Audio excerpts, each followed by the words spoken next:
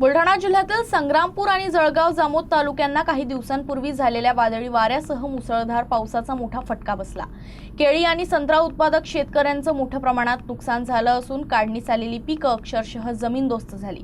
यातच ठाकरे गटाच्या शिवसेनेच्या राज्य प्रवक्त्या जयश्री शेळके यांनी नुकसानग्रस्त भागाची पाहणी करत शासनाने तातडीने मदत करावी अशी मागणी केली आहे। गेल्या 3 ते 4 दिवसांपूर्वी बुलढाणा जिल्ह्यातील संग्रामपूर आणि जळगाव जामोद तालुक्यात वादळी वाऱ्यासह झालेल्या मुसळधार पावसामुळे शेतकऱ्यांचं मोठं आर्थिक नुकसान झालं आहे। विशेषतः केळी उत्पादक शेतकऱ्यांचं मोठं नुकसान झालं असून काढणीस आलेली केळीची पिकं जमिनीवर कोसळली आहेत। हातात येण्याच्या तयारीत असलेले उत्पन्न एका रात्रीत निसर्गाच्या तडाख्यात उद्ध्वस्त झाल्यानं शेतकरी हवालदिल झाले आहेत।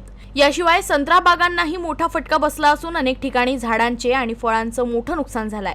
या पार्श्वभूमीवर ठाकरे गटाच्या शिवसेनेच्या राज्य प्रवक्ता जयश्री शेळके यांनी नुकसानग्रस्त शेतकऱ्यांच्या बांधांवर जाऊन प्रत्यक्ष पाहणी केली। त्यांनी शेतकऱ्यांशी संवाद साधत त्यांच्या अडचणी जाणून घेतल्या आणि त्यांना धीर दिला।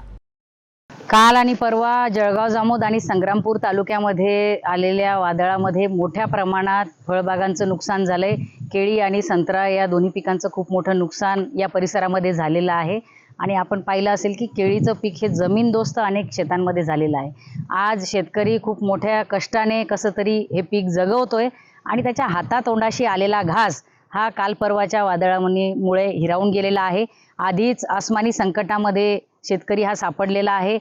खूप मोठ्या प्रमाणात आज दुष्काळग्रस्त परिस्थिती या परिसरामध्ये आहे। अशा परिस्थितीमध्ये हे पीक जगवण्यासाठी खूप मोठी ओढाताण ही शेतकऱ्याला करावी लागते। जवळपास एकरी 3 लाख रुपयापर्यंतचा खर्च हा केळी पिकासाठी येतोय। अशा परिस्थितीमध्ये आज हाताशी आलेला घास हिरावल्यामुळे शेतकरी अत्यंत हवालदिल झालेला आहे।